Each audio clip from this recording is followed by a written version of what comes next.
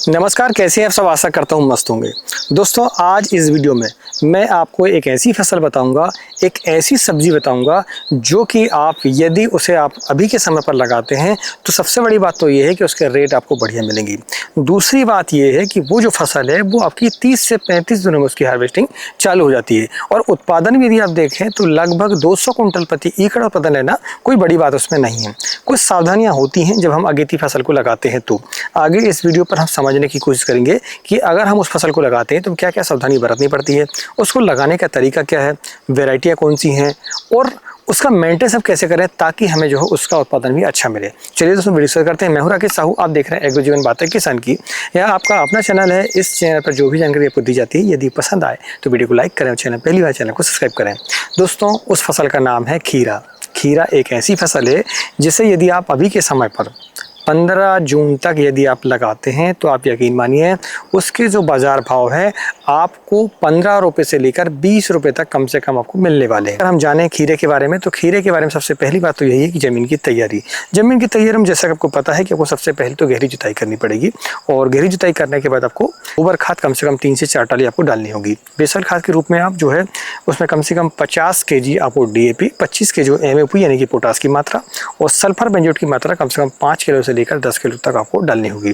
और साथ में यदि 1 किलो आप बोरान डालेंगे तो बहुत ही बढ़िया रहेगा, क्योंकि बोरान की मात्रा इस पर ज़्यादा लगती है। ठीक है, आप बोरान इसमें डालें तो ज़्यादा ठीक रहेगा।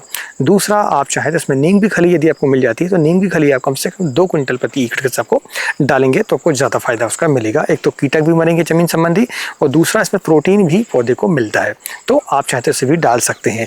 और सागार का एप्को कंपनी की ये बहुत ही बढ़िया है। सीवीड होता है इसमें और जो टेम्परेचर का उतार चढ़ाव होता है उससे काफ़ी हद तक आपको राहत मिलेगी आपके पौधों को।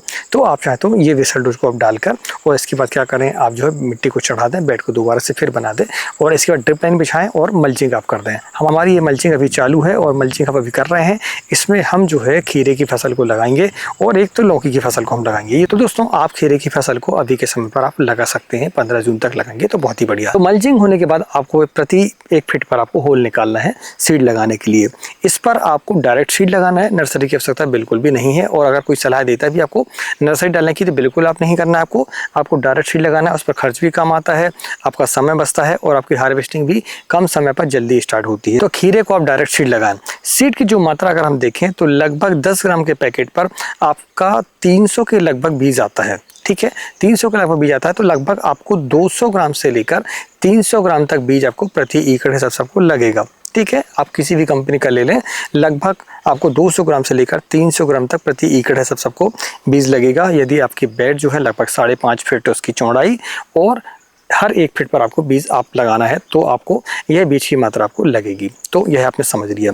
अब अगर वैरायटी की हम बात करें तो वैरायटी पर अगर हम देखें तो सबसे बढ़िया अभी के समय पर जो हमने लगाई हुई है उनमें अगर हम देखें तो VNR की क्रस बहुत ही बढ़िया वैरायटी है। उसका कलर भी बहुत ही बढ़िया है, उसमें शाइनिंग बहुत बढ़िया आती है और उत्पादन भी 200 कुंटल से प्रति एकड़ आपका ऊपर ही रहता है यदि आप स्टेकिंग करते हैं तो। स्टेकिंग बहुत ही महत्वपूर्ण है इस पर। अब आगे हम चर्चा करेंगे स्टेकिंग उसकी कैसे करना है। तो अगर हम देखें तो VNR की क्रस, दूसरा है सेमनेस कंपनी की पद्मनी, वह भी लगभग उसी सेगमेंट पर है, उत्पादन उसका भी उतना ही है। और उसकी में एक खास बात यह है कि जैसे VNR थोड़ा सा ग्रीन ज़्यादा आता है तो पद्मनी जो थोड़ा सा वाइट कलर में आती है। तो आपके एरिया पर अगर लाइट कलर चलता हो, हल्का सफ़ेद कलर चलता हो तो आप जो है सेमनेस की पद्मनी को लगा सकते हैं। यदि डार्क ग्रीन आपके यहाँ चलता हो तो फिर आप जो है VNR की क्रस लगाएं। इसके अलावा दूसरी वैरायटी देखें तो मारिया और सायरा ईस्ट वेस्ट कंपनी की, ये दोनों लगभग एक ही सेगमेंट की है। जिन वैरायटियों को उत्पादन ले चुका है, अपने फार्म पर लगा चुका है, उन्हीं के बारे में हम आपको बताते हैं। अन्यथा हम ऐसी वैरायटियों को आपको नहीं बताते जिनके बारे में हमें पता नहीं है। तो आप चाहे तो इन वैरायटियों में से किसी एक वैरायटी का चयन आप करें और आपको उत्पादन भी बढ़िया मिलने वाला है। इनकी मार्केट पर डिमांड भी आपको बढ़िया मिलने वाली है, क्योंकि मार्केट पर क्या है, शाइनिंग चलती है एक तो, और दूसरा कलर कैसा है वो चलता है। साइज जो है एक सा आना चाहिए, उसी खीरे की डिमांड मार्केट पर होती है। अन्यथा क्या हुआ, ज़्यादा लंबा हो गया, ज़्यादा मोटा हो गया, ऐसे खीरे की डिमांड मार्केट पर नहीं होती है और आप मार्केट पर ले जाते हैं और उसके भाव भी आपको नहीं मिल पाते हैं। देखिए दोस्तों, क्या होता है, 200 कुंटल प्रति एकड़ इसका उत्पादन रहता है।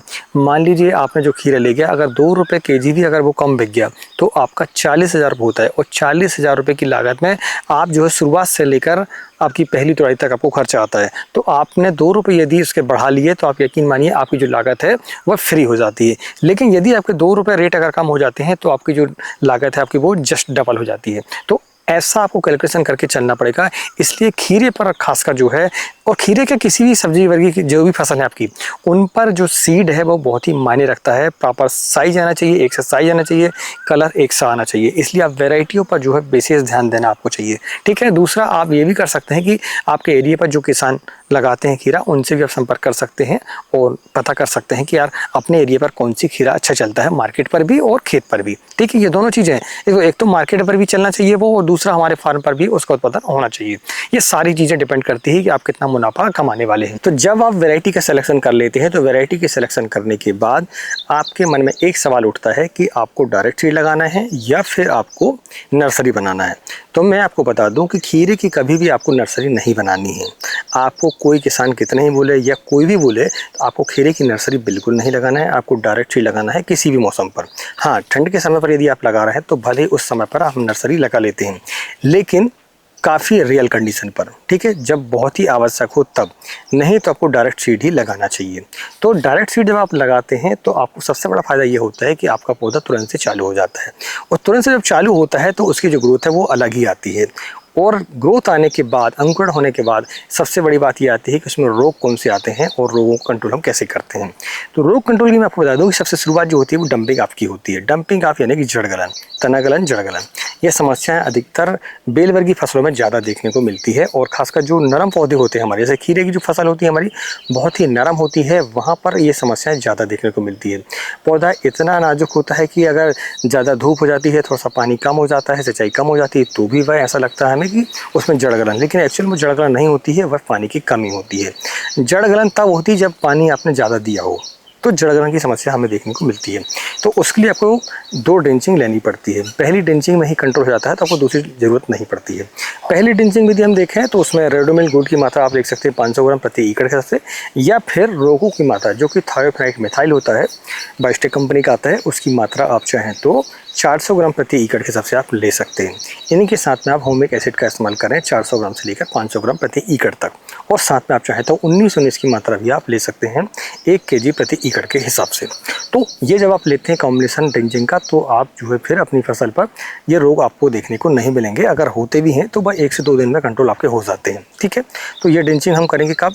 ये हम अंकुरण के 5 से 6 दिनों की बात करें, पौधा जो है 2 पत्ती छोड़कर तीसरी चौथी पत्ती पर आ जाता है, उस समय पर आप जो है उसका इस्तेमाल करेंगे ड्रेंचिंग का। 2 पत्ती जो शुरुआत में होती हैं उस समय पर किसी भी फंगीसाइड का और किसी भी इंसेक्टिसाइड का इस्तेमाल आपको नहीं करना है। यह ध्यान रखने वाली बात है। तो आपने ये समझ लिया। दूसरा ये कि इसमें दूसरी ड्रेंचिंग और करनी पड़ती है, वो है दोस्तों माइक्रोराइजा की। माइक्रोराइजा की जो ड्रेंचिंग है उसके साथ में आप चाहे तो 12 एकसठ की मात्रा आप ले सकते हैं, और आपको ऐसा लगता है कि अभी ज़मीन पर इंसेक्ट भी परेशान कर सकते हैं, तो फिर आपको इमिडाक्लोप्रिड की मात्रा 500 ग्राम से लेकर 1 लीटर तक लेनी चाहिए ड्रेंचिंग के रूप में। छोटा पौधा तो हम 500 ml लेते हैं, और बड़ा पौधा होता है तो आप 1 लीटर तक ले सकते हैं। तो ये सब मिला के आप फिर दूसरी ड्रेंचिंग जो है लगभग 12 दिनों में आपको करना होगा। 12 दिनों में जब आप करते हैं, माइक्रोराइजा का मात्रा आप देते हैं, तो फिर जड़ों की जो ग्रोथ है अच्छे से होती है, और आपका जो पौधा है वो फुटाव भी अच्छे से लेता है, ठीक है। और इसके बाद फिर बेल आपकी चलने लगती है। इसके बाद फिर बात आती है आपकी स्टेकिंग की। स्टेकिंग बहुत ही आवश्यक किसी भी बेल वर्गी के लिए। तो स्टेकिंग में 2 मेथड होते हैं हमारे। एक तो सिंगल बांस वाला होता है जो हम सेंटर से चलाते हैं, दूसरा होता है कैंचिनुमा। आपके हिसाब से आप देख लें, आपके पास अगर बांस की कमी है तो फिर आप जो सिंगल बांस भी कर सकते हैं। सिंगल बांस में क्या होता है, हर 10 फीट पर एक हम खम्मा गड़ाते हैं और फिर इसके बाद तार चलाते हैं 3, ठीक है। स्टेकिंग कैसे करते हैं इसके लिए हमारे चैनल पर काफ़ी वीडियो हैं, आप चाहें तो जाकर उसको देख सकते हैं। आई बटन पर हम उसकी लिंक आपको दे देंगे। खीरे की भी काफ़ी वीडियो है, आप चाहें तो जाकर उसका देख सकते हैं। बीमारियों के बारे में हमने बताया हुआ है, काफ़ी चीज़ें हमने बताई हुई हैं। तो दोस्तों अभी हमने 2 ड्रेंचिंग के बारे में जाना है। 2 ड्रेंचिंग पर हमने एक ड्रेंचिंग पर 19-19 दी थी और दूसरी ड्रेंचिंग पर आपको 12 एकसठ देना था। लेकिन इसके बाद भी आपको कुछ खादें देनी होती हैं अलग से, ठीक है। ड्रिप से आप जो है खाद चलाते हैं, उनमें यदि हम देखें तो समय समय पर कम से कम 4 से 5 दिनों में एक बार आपको 12 एकसठ लगभग 3 kg प्रति एकड़ के हिसाब से, और 8 दिनों में एक बार कैल्शियम नाइट्रेट की मात्रा 5 kg आपको देना होता है, ठीक है। शुरुआती 25 दिनों तक। 25 दिन की जब आपकी फसल हो जाती है तो आपको कम से कम 1 kg बोरान और 5 kg आपको कैल्शियम नाइट्रेट एक बार में ही आपको चला देना चाहिए। और इसके बाद फिर आप देखेंगे कि आपके फ्लावर सेट होने लगते हैं। इसलिए आपको कैल्शियम और बोरान की मात्रा उस समय पर आपको देनी चाहिए। स्प्रे के रूप में भी आपको कैल्शियम और बोरान का जो कॉम्बिनेशन आता है आपको 25 दिन की फसल पर एक बार कम से कम आपको दे देना चाहिए शुरुआती अवस्था पर, ताकि आने वाले जो फूल हैं आपके वो फल में कन्वर्ट अच्छे से हो जाएं। क्योंकि ये जो फसल है आपकी 35 दिनों में हार्वेस्टिंग आपकी चालू हो जाती है, तो लगभग 20 से 25 दिनों के बीच में आपके फ्लावर शुरुआती अवस्था पर दिखने लगते हैं। और मैं आपको बता दूं, खास बात यह है एक कि आपको नाइट्रोजन को कंट्रोल करके चलना पड़ेगा, क्योंकि इस समय पर जो है नाइट्रोजन जो है वातावरण पर ज़्यादा होती है। पौधा वैसे भी वातावरण से नाइट्रोजन ले लेता है, इसलिए यदि आप ज़्यादा देते हैं जड़ों के माध्यम से या फिर स्प्रे के माध्यम से, आपका जो पौधा है वो अननेसेसरी ग्रोथ ले लेता है, यानी ज़्यादा ग्रोथ ले लेता है, जितनी ज़रूरत नहीं है उतनी ग्रोथ ले लेता है।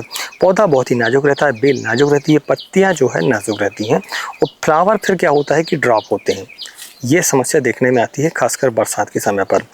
वहीं अगर हम उल्टा देखें, इसमें गर्मियों के समय जब हम फसल लेते हैं तो फिर आपको नाइट्रोजन की मात्रा थोड़ी ज़्यादा देनी पड़ती है, क्योंकि उस समय पर जो है पौधा आपका चल नहीं पाता है अच्छे से, तो आपको नाइट्रोजन की मात्रा देनी पड़ती है। लेकिन बरसात के समय पर आपको नाइट्रोजन की मात्रा ज़्यादा नहीं देनी चाहिए। इसके बाद हम बात करते हैं रोग प्रबंधन की। रोग प्रबंधन बहुत ही महत्वपूर्ण है। इस पर खासकर फंगस संबंधी रोग ज़्यादा परेशान करते हैं हमें, तो उन पर हम देखें तो पाउडरी मिल्डी और डाउनी मिल्डी, ये दो रोग ज़्यादातर आते हैं। और तीसरा आता है फल गलन की समस्या। तो अगर हम देखें डाउनी मिल्डी के लिए, तो डाउनी मिल्डी के लिए आपको एक्रोबेट कंप्लीट है, एमिस्टोर टॉप है, कस्टोडिया है, ठीक है, आपका एक्वेशन प्रो है, काजेट है, सीओसी है। इनका इस्तेमाल आपको M45 है, इनका इस्तेमाल आपको समय समय पर आपको करना चाहिए। प्रति 5 दिनों के हिसाब से कम 5 दिन पर एक स्प्रे आपको लेना पड़ेगा फंगीसाइड का। जो जोल ग्रुप के फंगीसाइड है वह आपका पाउडरी मिल्डी को कंट्रोल करेंगे, और बाकी जो फंगीसाइड आपको बताए हैं वह हमारी डाउनी मिल्डी को आपको कंट्रोल करते हैं। अलग अलग आपको रोगों का इस्तेमाल करना चाहिए 200 ग्राम प्रति एकड़ के हिसाब से, यानी कि 1 ml प्रति लीटर के हिसाब से। 20 लीटर की टंकी है तो आपको 20 ग्राम लेना चाहिए। अलग अलग अधिकतर देखा गया है कि ज़्यादा टेम्परेचर जब हो जाता है तो उस समय पर ज़्यादा हमें देखने को मिलता है, इसलिए आपको पौधों को स्ट्रेस से बचा के रखना पड़ेगा, आपको सिंचाई प्रबंधन करके चलना पड़ेगा, ठीक है। तो ये इस तरीके से फल गलन आपका कंट्रोल हो जाता है। तो ये सारे मैनेजमेंट करने के बाद आपका जो उत्पादन है बहुत ही बढ़िया आता है। अगर हम उत्पादन की बात करें तो लगभग 200 कुंटल प्रति एकड़ उत्पादन लेना ओपन फील्ड पर नॉर्मल बात है। हमने 350 कुंटल तक प्रति एकड़ सबसे उत्पादन ले चुका है। आप मैनेजमेंट अच्छा करते हैं, आपकी ज़मीन उपजाऊ है, आप फर्टिगेशन अच्छे से देते हैं, रोगों को कंट्रोल करते हैं, तो आपको ये सारी समस्याएं नहीं आती हैं और आपका जो उत्पादन है वो 200 कुंटल से ऊपर ही आने वाला है। इसमें एक और समस्या आती है फल मक्खी की। तो फल मक्खी के लिए आपको ट्रैप का इस्तेमाल करना चाहिए। फल मक्खी ट्रैप मार्केट पर मिलते हैं, सबसे अच्छा सोल्यूशन है। दवा का इस्तेमाल आपको नहीं करना है और ना ही ज़रूरत पड़ती है उसकी, ठीक है। आप दवाओं के चक्कर में ना पड़े, नहीं तो आप ज़बरदस्ती का इंसेक्टिसाइड इस्तेमाल करते रहेंगे और कोई मतलब रहने वाला नहीं है। इसलिए आपको फेरोमोन ट्रैप का इस्तेमाल करना चाहिए इसके। तो दोस्तों इस तरीके से यदि आप मैनेजमेंट करते हैं खीरे की फसल का तो आपको उत्पादन भी अच्छा आने वाला है, आपकी फसल पर रोग भी नहीं आएंगे, आपकी हार्वेस्टिंग बहुत ही बढ़िया आने वाली है। और यदि इस समय पर आपको 15 रुपये केजी के रेट मिल जाते हैं तो प्रति एकड़ आप कम से कम 1 लाख रुपए निकाल सकते हैं। यह बहुत ही कम समय की फसल है, इसलिए आपको कम समय पर ज़्यादा मुनाफा होने वाला है। अगर जानकारी पसंद आई हो तो वीडियो को लाइक करें और पहली बार चैनल को सब्सक्राइब करें। यदि आपको टमाटर के बारे में जानकारी चाहिए तो इस वीडियो को देखें, और शिमला मिर्च के बारे में जानकारी चाहिए तो इस वीडियो को देखें। मिलते हैं एक नई वीडियो में एक नई जानकारी के साथ। तब तक नमस्कार, जय हिंद, जय किसान, जय